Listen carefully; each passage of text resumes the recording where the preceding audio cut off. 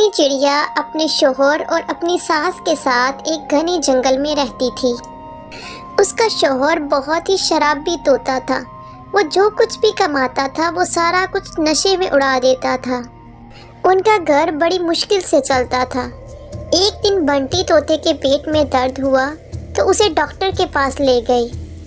देखिए जी, बंटी का लिवर खराब हो चुका है, हम उसे नहीं बचा सकते। अब वो चंद दिनों का ही मेहमान है। ये सुनकर दोनों सास बहू रोने लगी और कर भी क्या सकती थी।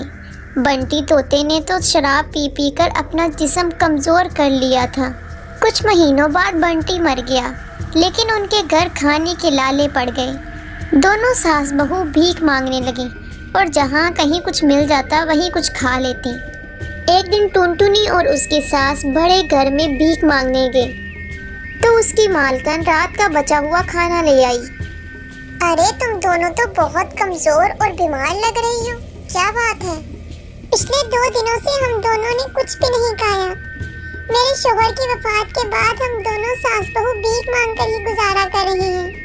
तुम दोनों रोज ऐसा करना, सुबह मेरे पास आ जाया करना। हमारे यहाँ रात का बासी खाना पड़ा होता है। बासी खाना हमारे घर में कोई नहीं खाता, तो तुम दोनों खा लेना। इससे तुम दोनों को भूखा तो नहीं रहना पड़ेगा। कम से कम तुम दोनों का गुजारा तो हो जाया करेगा ना। टुनटुनी और उसकी सास ये सुनकर बहुत खुश हुई कि अब उनको भूखा नहीं रहना पड़ेगा। फिर दोनों सास बहू रोज सुबह जाती और उस घर के बाहर पुकार लगाती और उस घर की मालकिन उनको खाना दे देती। आहिस्ता आहिस्ता दोनों सास बहू बहुत काहिल और सुस्त हो गईं। एक दिन उसकी सास की तबीयत खराब थी। टुनटुनी, आज मेरी तबीयत ठीक नहीं लग रही। मेरे जिस्म में बहुत दर्द हो रहा है। तुम ऐसा करो, तुम बर्तन ले जाओ और खाना ले आओ और मेरा खाना तुम यही मेरे पास ला देना। ठीक है माँ जी। टुनटुनी जब उस घर में पहुंची तो उसे पता चला कि पिछली रात उनके घर मेहमान आए थे, तो घर की मालकिन उसके पास नए नए पकवान लेकर आई। ये लो टुनटुनी, आज तो समझो तुम्हारी और तुम्हारी सास की दावत हो गई।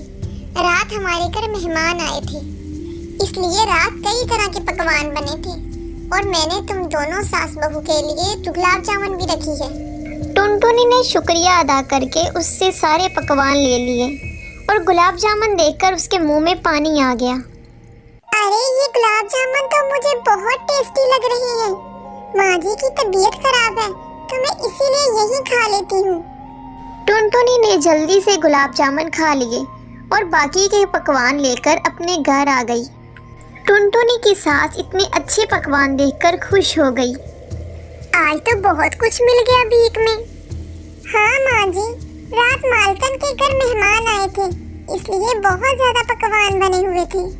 टुनटुनी की सास ने प्लेट में चाशनी देखी तो बोली, अरे ये प्लेट में चाशनी कैसी है? क्या कोई मिठाई भी थी साथ? मिठाई? नहीं तो मिठाई तो नहीं थी, शायद गलती से चाशनी गिर गई होगी प्लेट में। टुनटुनी की सास को पता चल गया कि टुनटुनी उससे झूठ बोल रही है और वो उससे बहुत नाराज़ हुई कि उसने अकेले ही सारी मिठाई खा ली। अगले दिन खाने की वजह से टुनटुनी का पेट खराब हो गया। उसे उल्टी और दस्त होने लगी, इसलिए टुनटुनी की सास अकेली भीख मांगने चली गई। अरे वाह वाह, तुम आ गई।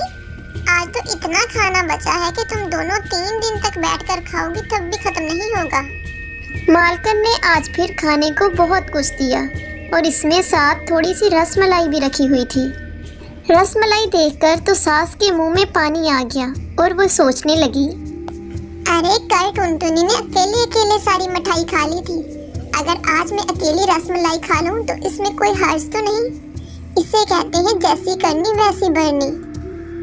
सासू माँ खाना लेकर घर पहुंची तो टुनटुनी का भूख से बुरा हाल था।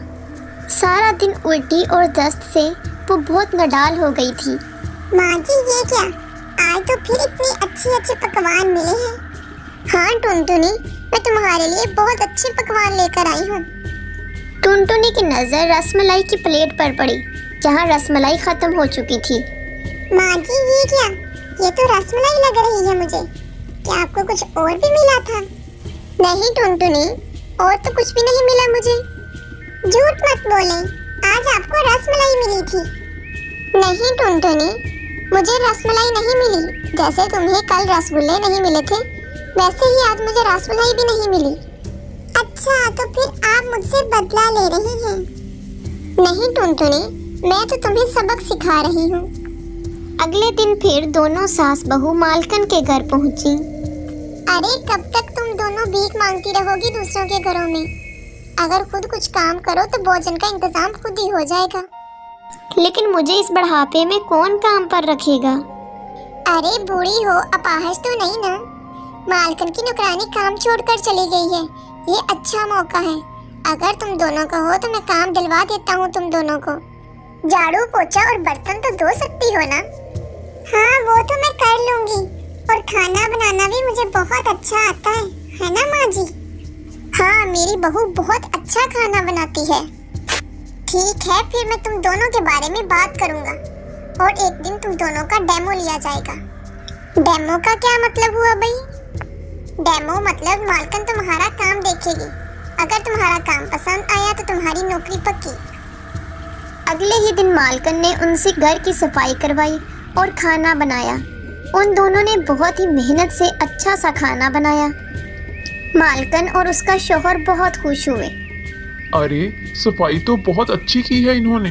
घर तो देखो जैसे शीशे की तरह चमक रहा है, और खाना तो बहुत ही लजीज बनाया है।